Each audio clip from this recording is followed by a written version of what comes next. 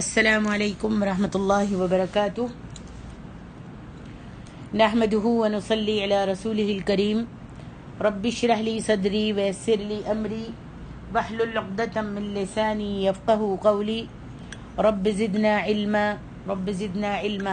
اللهم انا نسألك علما نافعا ورزقا واسعا وقلبا شاکرا ولسانا ذاکرا وعملا متقبلا آمین یا رب العالمین۔ تفسیر سورۃ النور آیت نمبر 47 سے 56 تک بیان کرنے کی کوشش کروں گی۔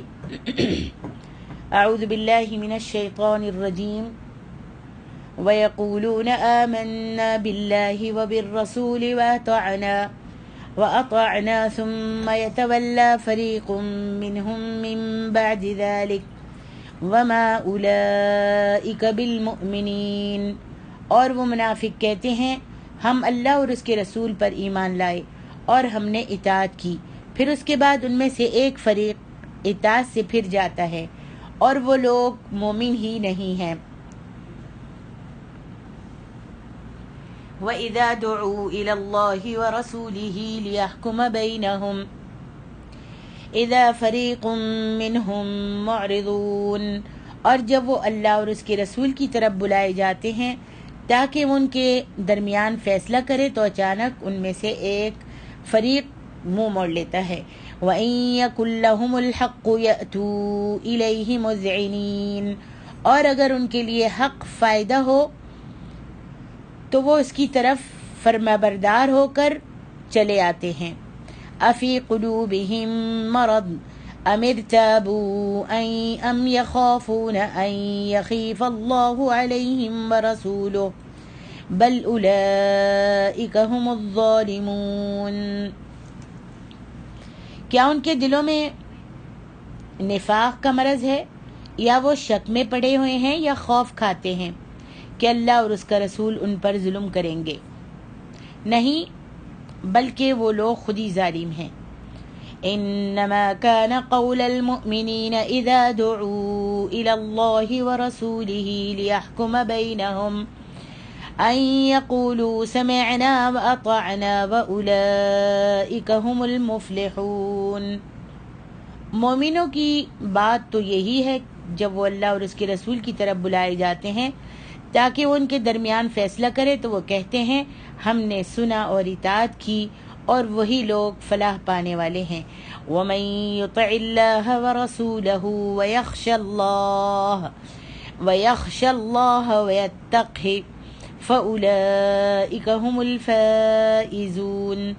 اور جو کوئی اللہ اور اس کے رسول کی اطاعت کرے اور اللہ سے ڈرے، اس کا تقوی اختیار کرے تو وہی لوگ کامیاب ہیں۔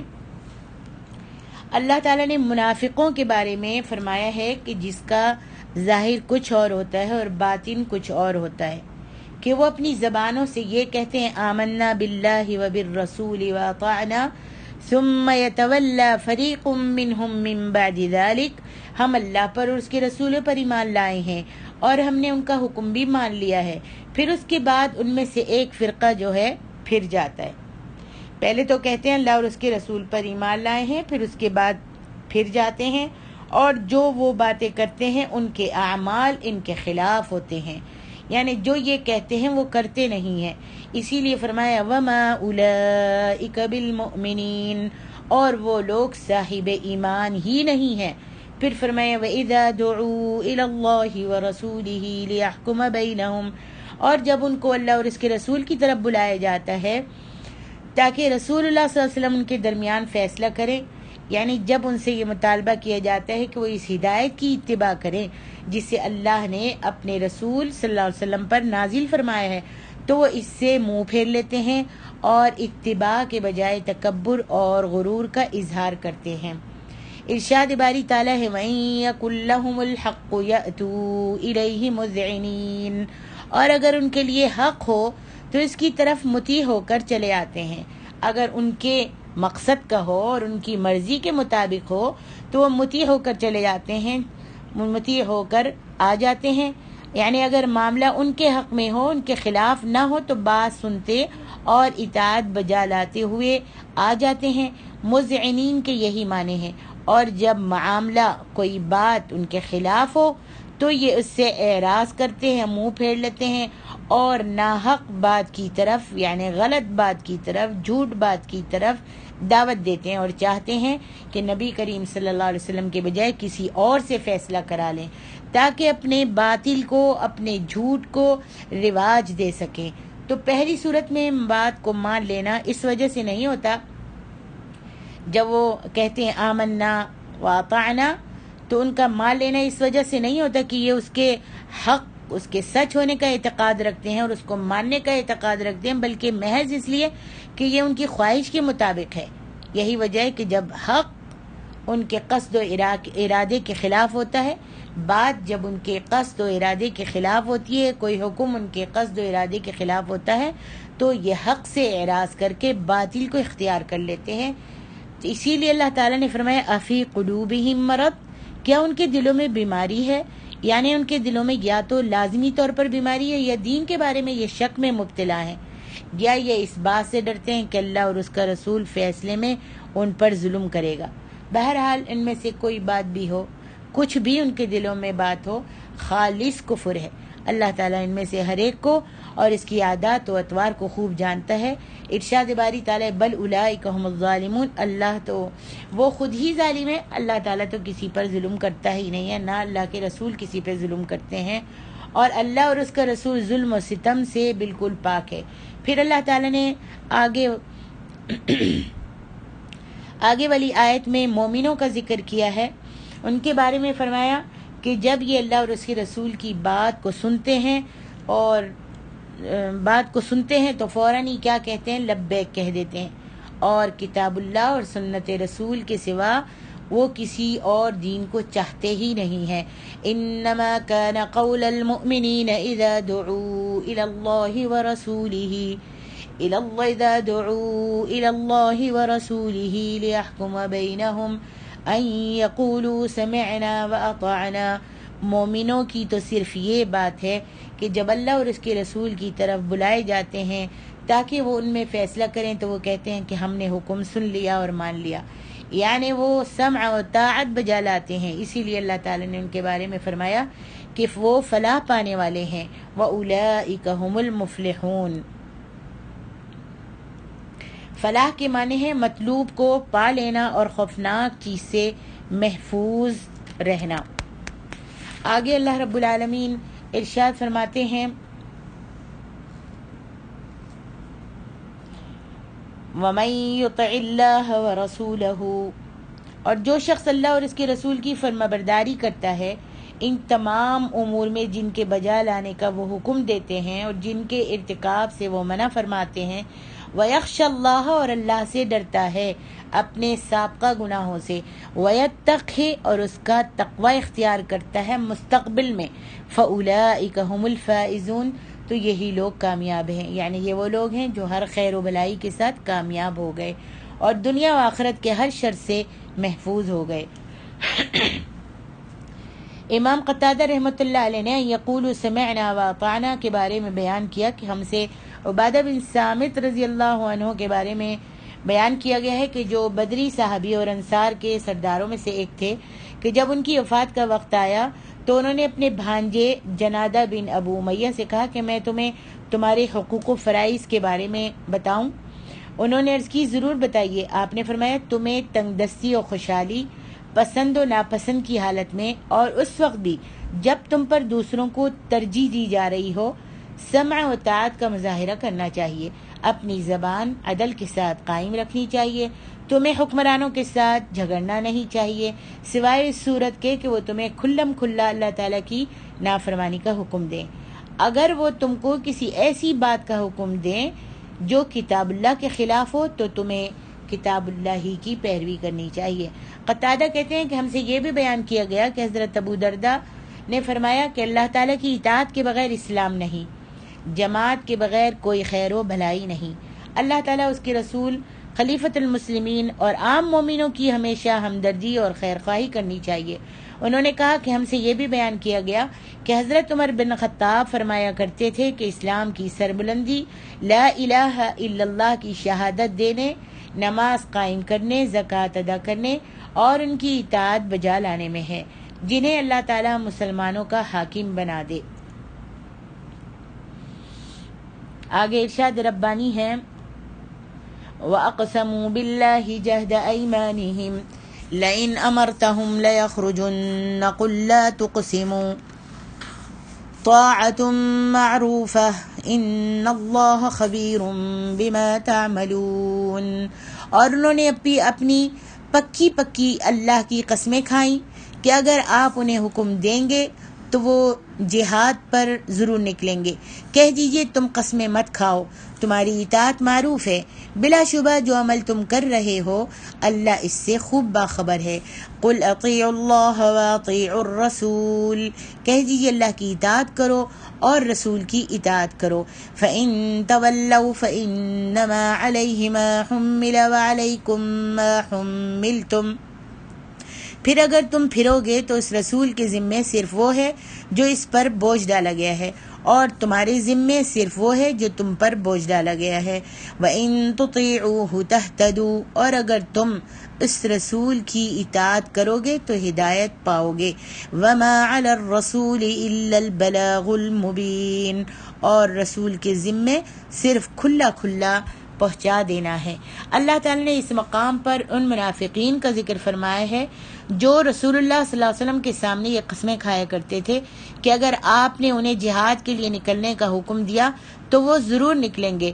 تو ان کے بارے میں اللہ تعالیٰ نے فرمایا قُل لَا تُقْسِمُوا، آپ کہہ دیجئے تم قسمیں مت کھاؤ، طَاعَةٌ مَّعْرُوفَةٌ، تمہاری اطاعت معروف ہے۔ کہا گیا ہے کہ ان الفاظ کے معنی یہ ہیں کہ تمہاری فرما برداری معروف ہے، یعنی تمہاری فرما برداری کے بارے میں یہ معلوم ہے کہ وہ محض زبانی جمع خرچی ہے جس کا عمل سے کوئی تعلق نہیں ہے، یعنی تم زبان سے بس صرف کہتے ہو، اور یہ سب معلوم ہے اور معروف ہے کہ تم جو کہتے ہو وہ کرتے نہیں ہو، جب بھی قسمیں کھاتے ہو جھوٹ ہی بولتے ہو۔ پھر فرمایا قُلْ اطیعوا اللہ واطیعوا الرسول، آپ کہہ دیجئے کہ اللہ کی فرما برداری کرو اور رسول کے حکم پر چلو، یعنی کتاب اللہ اور سنت رسول اللہ کی اتباع کرو۔ فَإِن تَوَلَّوْا، پھر اگر تم پھر جاؤ گے، پھر اگر تم رسول اللہ صلی اللہ علیہ وسلم سے منہ موڑ لو گے اور وہ تمہارے پاس جس دین و شریعت کو لائے ہیں اسے ترک کر دو گے، فَإِنَّمَا عَلَيْهِ مَا حُمِّلَ، تو اس رسول کے ذمے صرف وہ ہے جو اس پر بوجھ ڈالا گیا ہے، یعنی پیغام پہنچا دینا اور امانت کو ادا کر دینا۔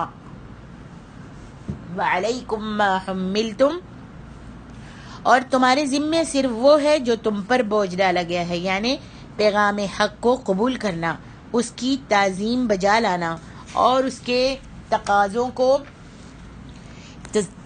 کے مطابق عمل کرنا۔ وَإِن تُطِيعُوهُ تَهْتَدُوا، اور اگر تم ان کی فرما برداری کرو گے تو ہدایت پا جاؤ گے، کیونکہ آپ کی دعوت صراط مستقیم ہی کی دعوت ہے۔ وَمَا عَلَى الرَّسُولِ إِلَّا الْبَلَاغُ الْمُبِينُ، اور رسول کے ذمے تو صرف صاف اللہ کے احکام کا پہنچا دینا ہے۔ آگے ارشاد ربانی ہے وعد اللہ الذین آمنوا منکم وعملوا الصالحات ليستخلفنهم في الأرض كما استخلف الذين من قبلهم وليمكنن لهم دينهم الذي ارتضى لهم وليبدلنهم من بعد خوفهم أمنا يعبدونني لا يشركون بي شيئا ومن كفر بعد ذلك فأولئك هم الفاسقون۔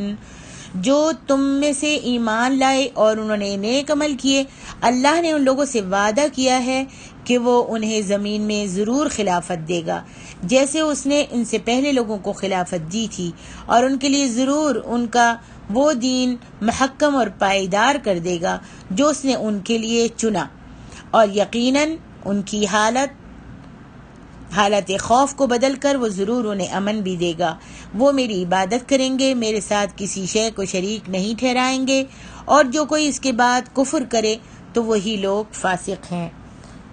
اللہ تبارک و تعالیٰ نے اپنے رسول صلوات اللہ وسلامہ علیہ سے یہ وعدہ فرمایا ہے کہ وہ آپ کی امت کو زمین میں خلفاء یعنی لوگوں کے امام اور حکمران بنا دے گا کہ علاقوں کی فلاح انہی کی وجہ سے ہوگی، بندگان الہی ان کے تابع فرمان ہو جائیں گے اور خوف کے بعد انہیں لوگوں میں امن اور اقتدار عطا فرما دے گا۔ اللہ تعالیٰ نے اپنے یہ سارے وعدے پورے فرما دیے تھے۔ وَلَهُ الْحَمْدُ وَالْمِنَّةُ۔ رسول اللہ صلی اللہ علیہ وسلم کی وفات سے قبل مکہ، خیبر، بحرین، سارا جزیرہ عرب اور سارا ملک یمن فتح ہو گیا تھا۔ آپ نے مجوسیوں اور شام کے بعض علاقوں سے جزیہ بھی وصول فرمایا۔ ہرقل شاہ روم، شاہ مصر، اسکندریہ، شاہان عمان کے بعد بادشاہ بننے والے نجاشی حبشہ نے آپ کی طرف تحائف ارسال کیے تھے۔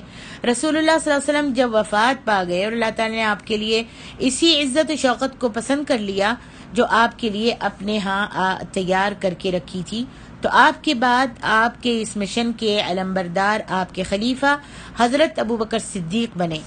آپ نے نبی صلی اللہ علیہ وسلم کی وفات کے بعد پیدا ہونے والے حالات پر قابو پایا، جزیرہ عرب کو مطیع کیا اور اسلامی لشکروں میں سے ایک لشکر کو حضرت خالد بن ولید کی قیادت میں بلاد فارس کی طرف روانہ فرمایا۔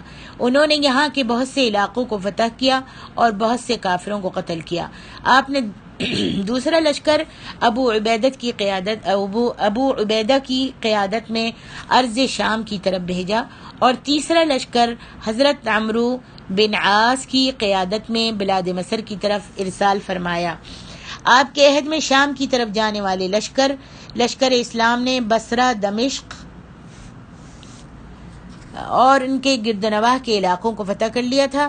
پھر آپ وفات پا گئے اور اللہ تعالیٰ نے آپ کے لیے جس عزت و شوکت کو اپنے ہاں تیار کر رکھا ہے اس کے لیے آپ کو پسند فرما لیا۔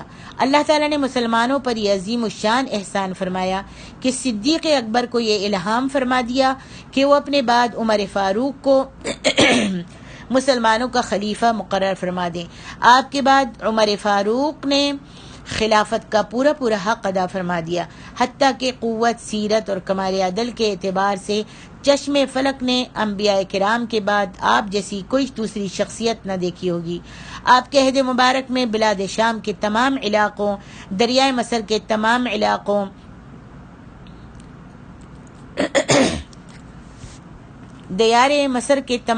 اور اقلیم فارس کے اکثر علاقوں پر اسلام کا پرچم لہرانے لگا۔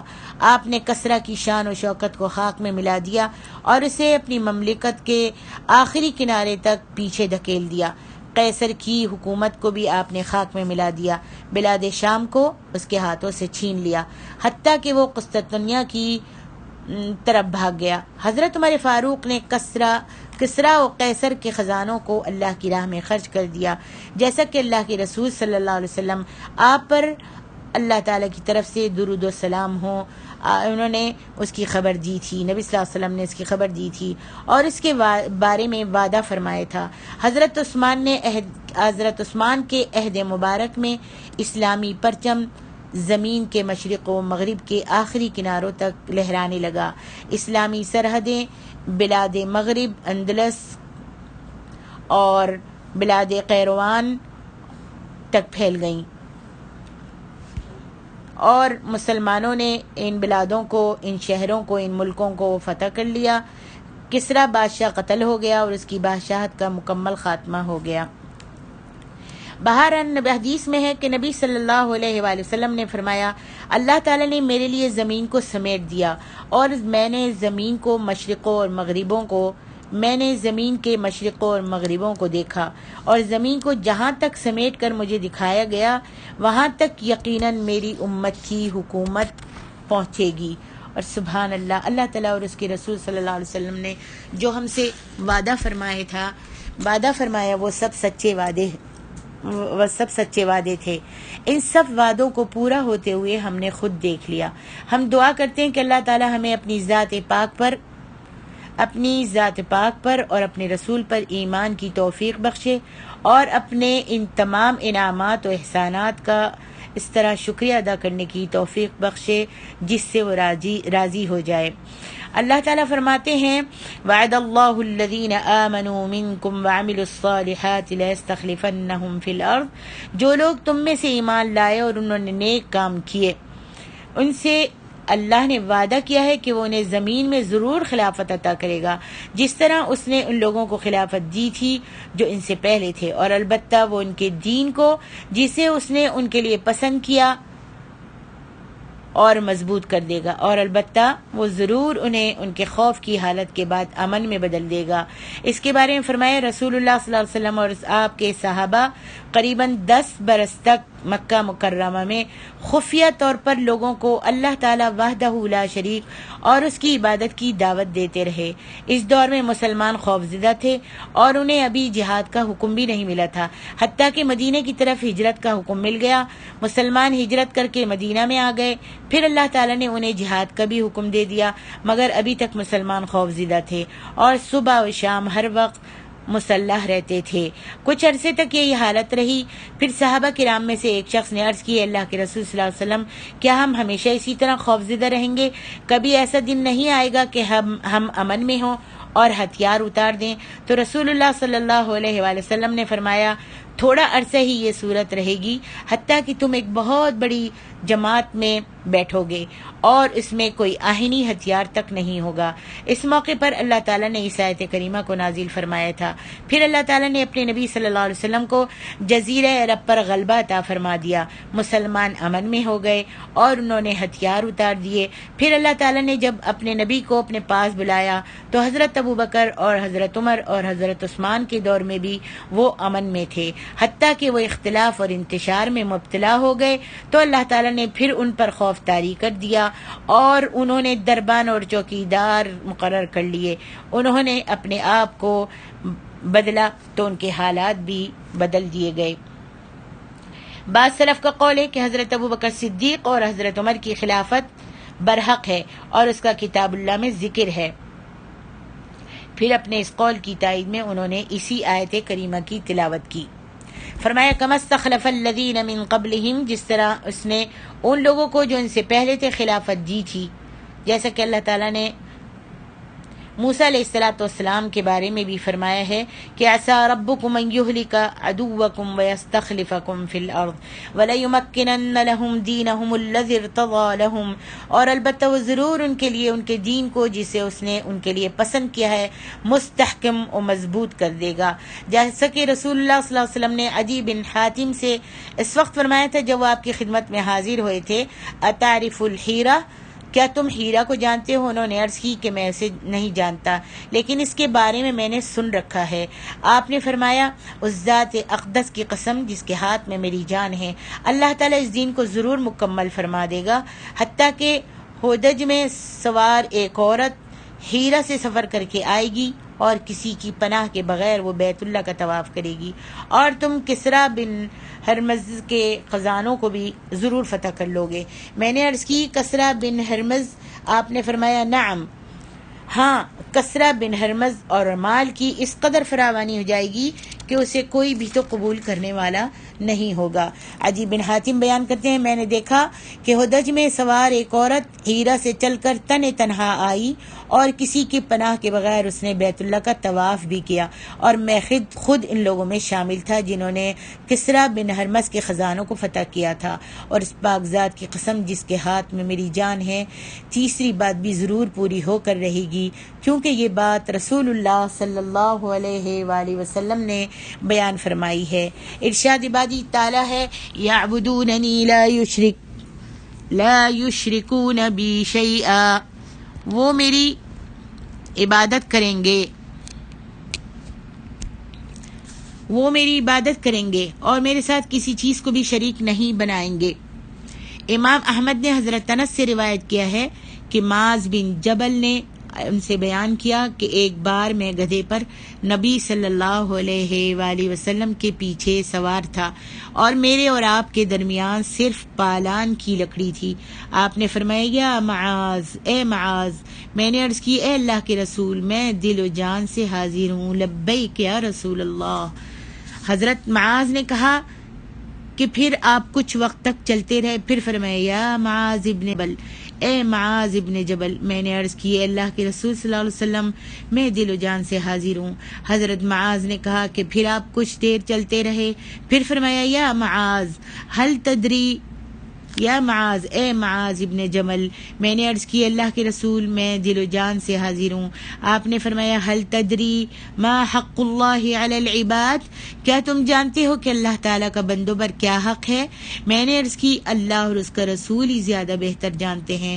آپ نے فرمایا فإن حق اللہ علی العباد ان یعبدوہ ولا یشرکوا بہ شیئا، بے شک اللہ تعالیٰ کا اپنے بندوں پر حق یہ ہے کہ وہ اس کی عبادت کریں اور اس کا کسی کو شریک نہ بنائیں. حضرت معاذ بیان کرتے ہیں کہ آپ کچھ دیر اور چلے. پھر فرمایا یا معاذ ابن جبل، اے معاذ ابن جبل. میں نے عرض کی اے اللہ کے رسول صلی اللہ علیہ وسلم میں دل و جان سے حاضر ہوں. آپ نے فرمایا فہل تدری ما حق العباد علی اللہ اذا فعلوا ذلک، کیا تم جانتے ہو کہ بندوں کا اللہ تعالیٰ پر کیا حق ہے جب وہ یہ کام کریں؟ میں نے عرض کی اللہ اور اس کا رسول زیادہ بہتر جانتے ہیں. آپ نے فرمایا فإن حق العباد علی اللہ الا يعذبهم، بندوں کا اللہ تعالیٰ پر یہ حق ہے کہ وہ انہیں عذاب نہ دے. جب بندے اللہ کے ساتھ کسی کو شریک نہ ٹھہرائیں اور اللہ کی ہی عبادت کرتے رہیں تو اللہ کا حق بندوں پر یہ ہے، بندوں کا اللہ تعالیٰ پر حق یہ ہے کہ وہ انہیں عذاب نہ دے. اس کو امام بخاری اور امام مسلم نے صحیحین میں روایت کیا ہے. ارشاد باری تعالیٰ ہے وَمَن كَفَرَ بَعْدَ ذَلِكَ فَأُولَئِكَ هُمُ الْفَاسِقُونَ، اور جو کوئی اس کے بعد کفر کرے تو وہی لوگ فاسق ہیں. یعنی جو اس کے بعد میری اطاعت سے باہر ہو جائے تو وہ اپنے رب کے حکم سے باہر ہو گیا، اور اپنے رب کے حکم سے باہر ہو جانا ایک بہت بڑا گناہ ہے. نبی کریم صلی اللہ علیہ وسلم کے بعد حضرات صحابہ کرام اللہ تعالیٰ کے احکام کو سب سے زیادہ بجانے والے اور اس کی سب سے زیادہ اطاعت کرنے والے تھے. اسی لیے اللہ تعالیٰ نے ان کی اطاعت و فرما برداری کے بقدر انہیں اپنی نصرت و حمایت سے سرفراز فرمایا. انہوں نے اللہ تعالیٰ کے کلمے کو مشرق و مغرب میں بلند کر دیا. اللہ تعالیٰ نے اس کے صلے میں انہیں زبردست تائید و حمایت سے نوازا اور انہیں تمام علاقوں اور ان کے باشندوں کا حاکم بنا دیا. ان کے بعد کے لوگوں نے جب احکام الہی میں کوتاہی شروع کر دی تو اسی حساب سے اللہ تعالیٰ کی طرف سے ان کی تائید و نصرت بھی کم ہو گئی. البتہ صحیحین میں کئی سندوں سے مروی رسول اللہ صلی اللہ علیہ وآلہ وسلم کی حدیث موجود ہے میری امت کا ایک گروہ ہمیشہ حق پر ہونے کی وجہ سے غالب رہے گا. انہیں ذلیل و رسوا کرنے والا اور ان کی مخالفت کرنے والا قیامت کے دن تک انہیں کوئی نقصان نہیں پہنچا سکے گا. ایک روایت میں یہ الفاظ بھی ہیں حتی یأتی امر اللہ وہم کذالک، حتیٰ کہ اللہ تعالیٰ کا حکم آ جائے گا اور وہ اسی حال میں ہوں گے. ایک اور روایت میں ہے حتی یقاتل الدجال، حتیٰ کہ وہ دجال سے لڑائی کریں گے. ایک اور روایت میں ہے حتی ینزل عیسی ابن مریم وہم ظاہرون، حتیٰ کہ عیسیٰ ابن مریم نازل ہو جائیں گے اور وہ غالب ہی رہیں گے.